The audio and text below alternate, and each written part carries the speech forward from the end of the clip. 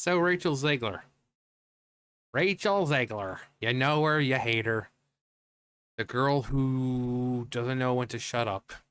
So Hollywood turns on Rachel Zegler as Snow White trailer is flooded with dislikes. I know you're shocked. Here, like I'm shocked too, right? So here's my shocked face. Yeah. So it appears Hollywood is ready to come out to the defense of Disney and throw poor Rachel Zegler overboard or under a bus. Either way. It could be a cautionary tale for other outspoken young female stars. Being outspoken, being female, being outspoken, there's nothing wrong with that. She just does it all the wrong times. When you're trying to say, oh, hey guys, thanks for watching the trailer. It means so much to us. Anyway, I've got to do this Romeo and Juliet thing. Oh, and always free Palestine. Yeah, maybe free Palestine isn't the right time to say that crap. Considering one of your co-stars, Gal Gadot, served in the Israeli army. Maybe don't come out and say, anything about Trump supporters when half of the country voted for him, which includes people on your side. Maybe when you're being interviewed for, the movie that you're starring in, a live action remake of Snow White, maybe don't come out and bash the 1937 original.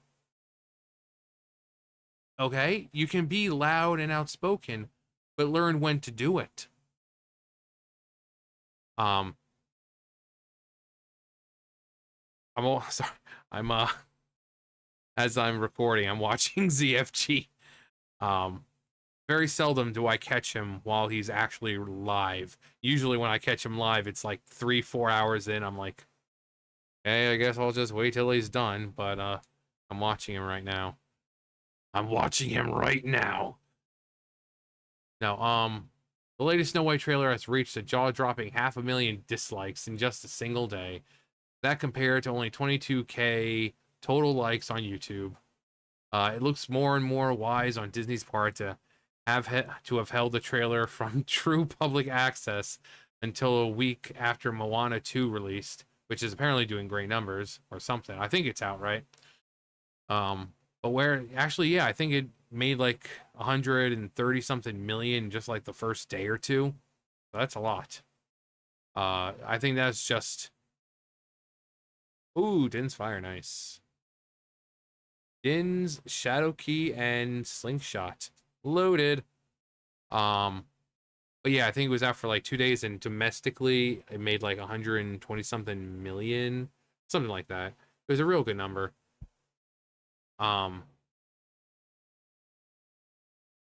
It's looking blah blah blah blah Moana 2, but whereas the movie is the result of Disney's own leadership or lack thereof, Bob Iger maybe looking to trash Rachel Zegler, not going to happen, and her career in order to get away from the controversy of sliming Walt's original film.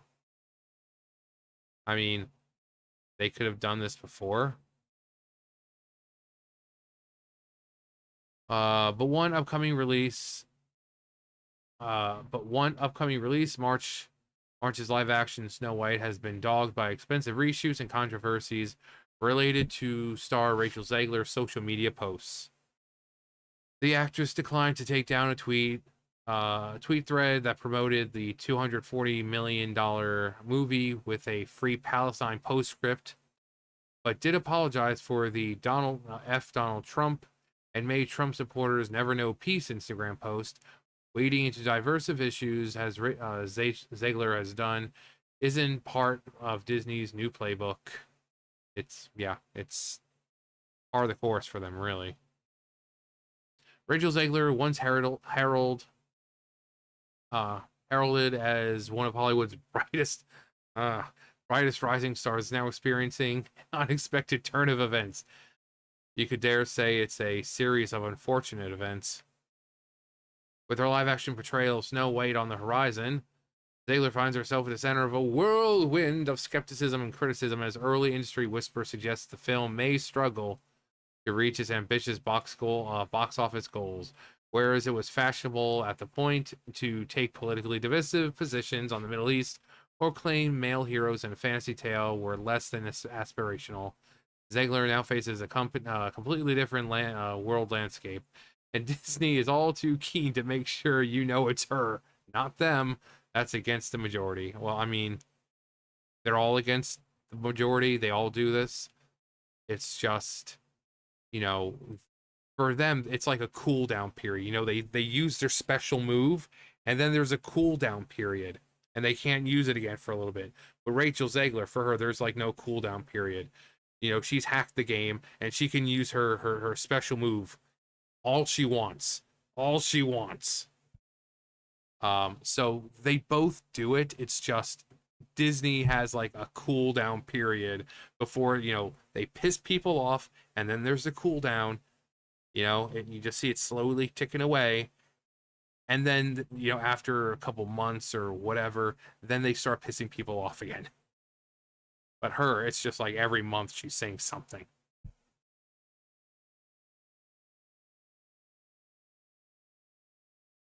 The young star burst onto the scene in her breakout role as Maria in Steven Spielberg's critically acclaimed remake of West Side Story.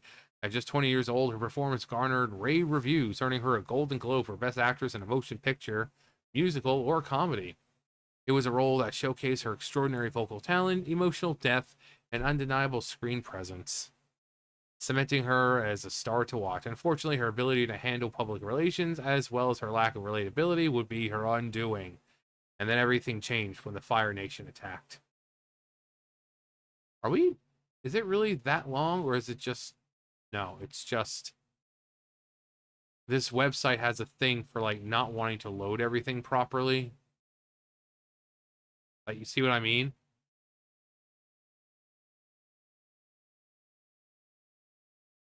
Um, Her journey to Hollywood fame began in a rather unconventional way. Zegler was discovered via a casting call on Twitter for West Side Story. Her natural charisma and vocal prowess, evident even in her audition tape, catapulted her from a New Jersey high school student. I grew up in New Jersey. I was born in New Jersey. A little place called Point Pleasant, you know, Jersey Shore. April 1st, 3:55 p.m., 1988. Yep. I know you guys probably heard the legends. You guys probably remember what you were doing that day when you heard the news of my birth. You're like, "Oh my god, he has come into this world." Now, I don't even think my parents were that excited. uh, I know I wasn't. And still ooh, magic, nice. Of course it's 245 because you can never get magic for cheap, can you? Or wait, no, is okay. It is the magic meter. Sometimes the traps will have like stupid names, like it'll be Magic Mooter. It's like, oh boy, buy the Magic Mooter. Yeah, Mooter. The compass is 60 though. Oh no, oh, I didn't even see me. He's got the adult wallet. Okay, so he can afford things, just not right now. Um, but yeah, I was born on a spring day. Anyway. Zegler was quickly cast in high-profile projects such as Shazam! Fury of the Gods, and the upcoming Hunger Games prequel, which apparently not very good. Uh, the Song of Songbirds and Snakes. None of these projects succeeded at the box office. However, with even the Hunger Games title being which is awkward for Hunger Games. I mean, it's Hunger Games, but she just when Disney announced Zegler as the lead for the live-action remake of Snow White, the choice was seen as a bold and progressive move for those who wanted Disney to be a socially active company for the left. Zegler's casting represented a modern reimagining of the classic character, aligning with Disney's ongoing efforts to diversify its princess lineup. However, the project has been plagued by controversy from the outset. Critics and audiences have raised questions about the film direction, its substantial budget, and the creative decisions behind its production. Recent reports suggest that the film may need to gross over $1 billion to break even. A staggering benchmark in today's box office landscape, especially for a film that lacks the built-in franchise, fan base of franchises like Marvel or Star Wars, and even those aren't doing very good anymore. Some outlets are trying to downplay the number to be closer to 600 million. Now, I mean that's probably the cost of total of what it made to make the movie now, considering all the reshoots and the dwarves that they had to add in. Then you got to factor in marketing and stuff like that, and that's another couple hundred million. So yeah, you're looking at like $1 billion just to break even. So people don't understand that there's the money it takes to make the movie, that goes into, production, the sound, CGI, the cast, all that. And then there's a total separate part for the marketing. So say 600 for just the movie, and say another 400 or so for marketing. That's $1 billion right there. So they would need to make more than $1 billion. $1 billion is breaking even. You don't want to break even. That's you're basically just getting back what you've lost. You're not really making anything. So you want, even if it's just like $1 million over, at least it's some profit. It's not a lot, but but you don't want to break even. Breaking even is not good. But even then, they're still rather hopeless that they can accomplish this task. Never doubt the ability and the will of parents who want to shut their kids up for an hour or two. But I don't think there's enough parents in the U.S. to care to do it. So, I mean...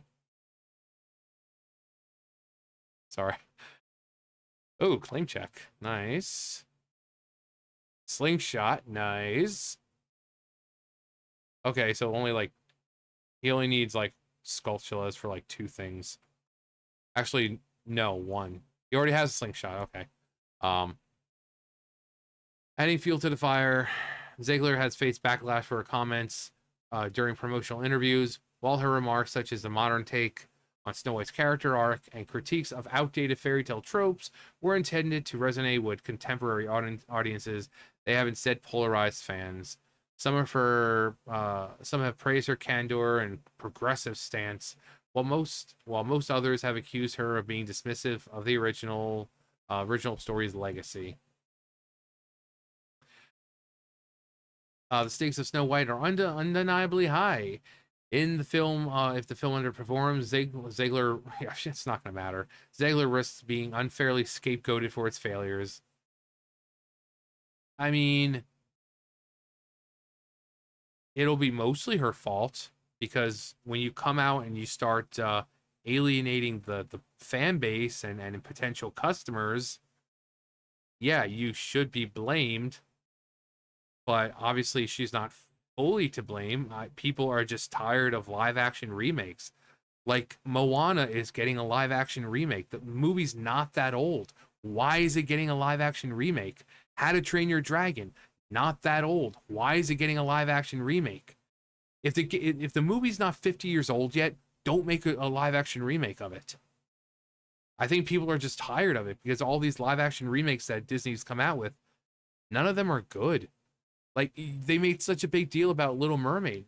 No one talks about it. People are still watching the original. So I think people are just tired of soulless remakes. Escaping for failures, despite the myriad factors, including marketing, script, and direction, that contributes to the film's success. On the other hand, if the film succeeds, it could serve as a powerful comeback narrative, solidifying her position. Yeah. Again, just because people go see the movie doesn't mean it's good. Again, don't underestimate mothers or parents wanting to shut their kids up for 2 hours. They'll see it, they're like, oh my God, Snow White. I remember watching that movie when I was a little kid. And then they'll bring their kid to it to just be quiet for a little while. So, normal people, most of the people who are going to go see it are the parents. but I don't think there's enough parents to care enough. You know, it's like, if I want to keep my kid quiet, I'll just put on the 1937 original. But solidifying her position as a Hollywood A-lister. The chances of the latter are slim and slimming quickly. Rachel Zegler's career is far from over, but being tossed under the bus by Disney and the trades may mean she lands as a Broadway player rather than a regular on the silver screen, which I think everyone's fine with. You know, if he wants to mess up Broadway productions, go ahead, let her. Because when she does, at least there's people in the audience who could just boo her outright. They could just outright just boo her. Are they saying boo or boo-earns? I was saying boo-earns. But yeah. I mean, it doesn't really show anything about them turning on her, but you know, they're not really talking much about her. They're not really bringing her up because she just doesn't know when to shut up. Again, it's like she disses the 1937 classic, original classic. She does the whole Free Palestine, knowing that her her co-star was part of the Israeli army. She goes out and says, "Oh, I hope Trump supporters never know peace," when it would take more than every MAGA supporter to vote the guy in, which means her people had to do it too. She's an idiot kid in Hollywood. What do you expect? This is what happens when people kiss your ass instead of telling you to shut up. This is what happens when, you're never told no as a child. This is what happens when your parents don't actually parent you. You grow up to be her. So I think the going after people for the voting, that's, oh, fire arrows, nice. I think that's one way of really, really messing the people up, and making them not want to see your movie. You know? Because there are people on your side, Rachel, who voted for Trump because they were just tired of the bull crap. But you have to open your mouth and say that you hope they never know peace simply because they wanted change and they were tired of the way the country was going. If you have a problem with them, that's one thing. But keep your mouth shut. You know, especially when you're trying to promote a movie. Just shut up. But anyway, soon this will all be over. It comes out in what, March? So it'll all be over soon. And then hopefully she'll just fade away into obscurity. Maybe see her in some minor parts. But nothing more than that. Because if I was in Hollywood, even if I wanted, we're in there to make money, I would see this chick as a liability. It's like, okay, no matter what role she's in, she's still gonna have access to Twitter. She's gonna still open her mouth. I can't trust a person like her alienating the people I'm trying to get to watch my product. So you guys can take your chances with her. I'm not doing it. But anyway, that's gonna do for me. You guys know the drill. I'll see you guys later. Bye, guys.